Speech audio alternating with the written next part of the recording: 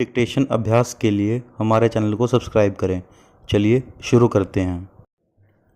रामधारी गुप्ता खंड 1 प्रतिलेखन संख्या 54 रेडी स्टार्ट। महोदय, उस जमाने में रेलवे कर्मचारियों को भड़का करके हड़ताल करना और फलस्वरूप एक ऐसी व्यवस्था पैदा करना जिसके कारण बंगाल के पीड़ित लोगों की सहायता न की जा सकी, उचित कार्य था प्रश्नवाचक।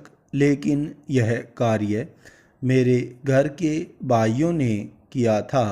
मेरा कहना है कि केवल उपदेश से काम नहीं चलता है। पूर्ण विराम। जब ऐसे प्रश्न आए तो उपदेशात्मक भाषाओं में ही फंसकर न रह जाए, बल्कि आवश्यकता है कि ऐसे प्रश्नों पर सारे राजनीतिक दल देश हित को ध्यान में रखते हुए संजीदगी से विचार करें और उन सब का हल तलाश करें। पूर्ण विराम। आज श्री वाजपेयी ने प्रधानमंत्री पर कुछ आक्षेप किए। पूर्ण विराम। वे बड़े गुस्से में थे और इतने क्रोध में थे कि उन्होंने अपने मस्तिष्क का संतुलन खो दिया था। पूर्ण विराम। उन्होंने आरोप लगाया कि सरकारी कर्मचारियों के प्रयास से बड़ी बड़ी सभाएं की गई। पूर्ण विराम। मैं वाजपेयी जी का गुस्सा और उनका असंतुलित होना समझ सकता हूँ। पूर्ण विराम।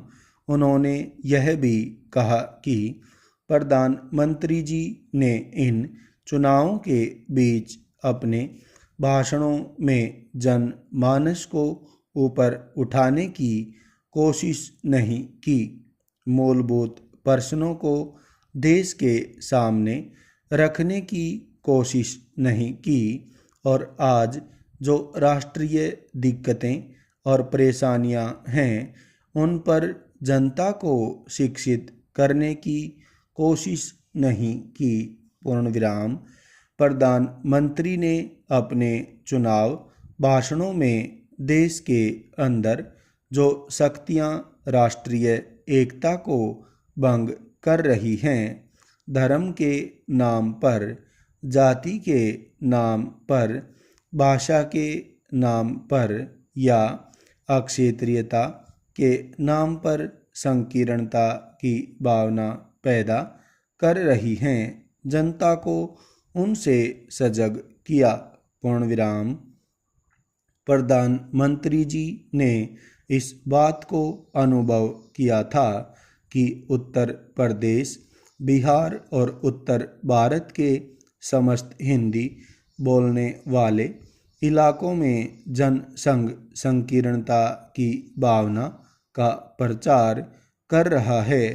पूर्ण विराम। जिस प्रकार से जनसंघ सांप्रदायिकता की भावना को बढ़ावा दे रहा है, राष्ट्रीय शक्तियों को तोड़ने की नीति चला रहा है, उससे हमारे राष्ट्रीय मूल, राष्ट्रीय नीतियां और राष्ट्रीय एकता खतरे में है।